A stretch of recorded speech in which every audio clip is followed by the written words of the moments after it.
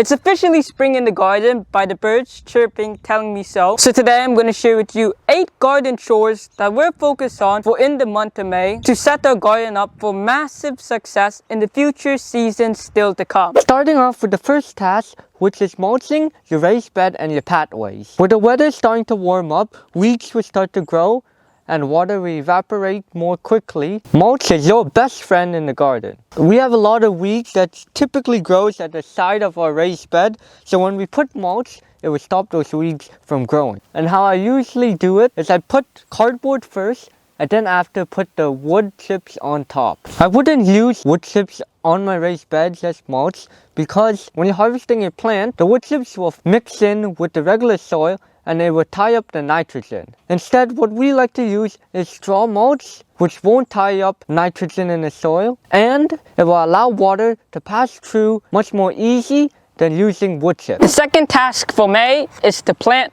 potatoes and to plant them the lazy way. Planting some potatoes or the rest of your potatoes, if you haven't already, is a great time to do so right now. I'm going to start by establishing the rows where I want to plant them. And then I'm going to plant more potatoes about 12 to 14 inches apart.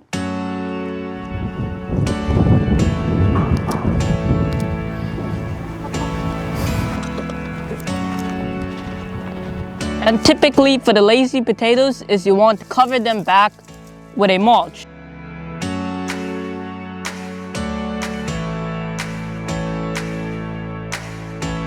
The third task that is critical now is to set up your trellis for tomatoes, cucumbers, and beans so that they can grow vertically. For growing cucumbers and tomatoes, I like to use a string trellis system, which is basically a hook at the top, some string going down to a screw that will make the string tighter. For growing beans vertically, you can use bamboo canes. What we use to grow our beans is some sunflower stalks.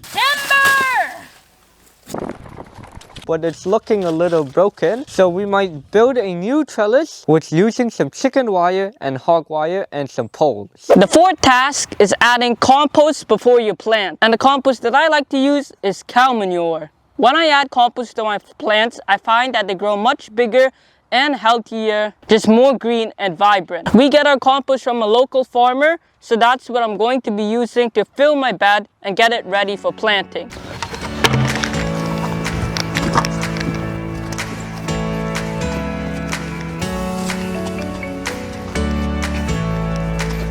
The fifth task is to keep an eye out for pests.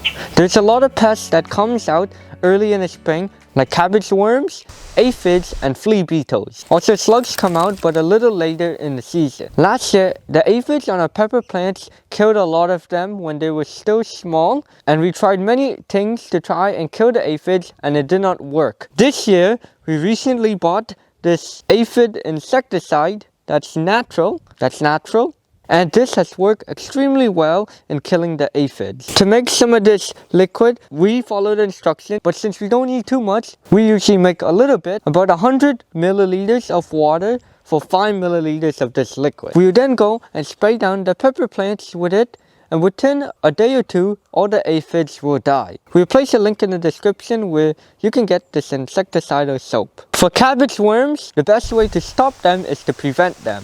As soon as we transplant our brassicas out like cabbage, broccoli, and cauliflower, we want to cover it with the insect netting. But sometimes the moth will sneak in through this netting. We then use this liquid called BTK, which is extremely effective in killing caterpillars. It is made out of a soil bacteria, so it's completely natural. And I'll also leave a link in the description where you can get some of this liquid and this insect netting. The sixth task is to prune your tomatoes. There's determinate and indeterminate tomatoes, and an indeterminate tomato can keep growing and keep producing for you up until a frost, whereas your determinate tomatoes, they produce all of their fruits at once and then stop producing. If you remove the suckers on your determinate tomatoes, you'll only have one main stem left and you'll be getting way less tomatoes. So on your determinate tomatoes, the only pruning you really want to be doing is trimming to remove the lower leaves so that they're not touching the ground and can transfer disease up the plant.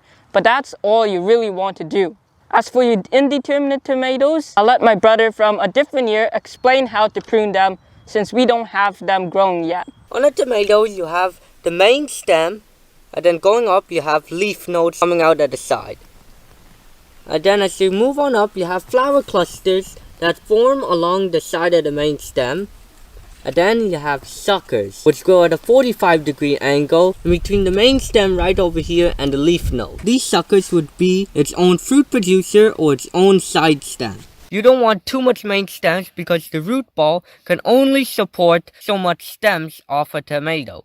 And the more suckers you have and more stems you have, the slower your fruit will grow and the slower your fruit will ripen because it's trying to do a whole bunch of things at once. So you just want to come and cut it. Now if your tomato plant only have one stem, you can leave a sucker or two to continue growing and then attach another screw and trellis that sucker up. You also want to remove some of these leaves here that look like they could have a disease. You're going to go like that. Cut it off. And that one here. You also want to make sure you remove these away from your tomato plant so it won't spread. As the weather gets hotter, you'll have to water your garden, and it's not a fun chore to do. You either have to water it in the morning or in the evening, and that's when the bugs are out. Now, setting up drip irrigation isn't as complicated as you think. We like to simply just use something like this hose, which have holes poke along it, and then you just screw this onto a hose and water will come in. We got this from Dollar Store. We used it on our potato plants and it worked very well in keeping the soil moist throughout the summer. Milk jugs works extremely well to be used as drip irrigation too. Poke a hole at the very bottom and we fill them up with water so that the water slowly drips out onto the plants. Oh yeah. Enjoy.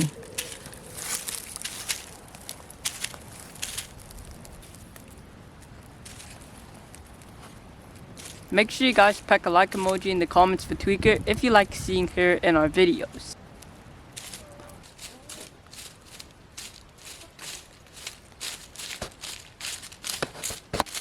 He's like, get this off me.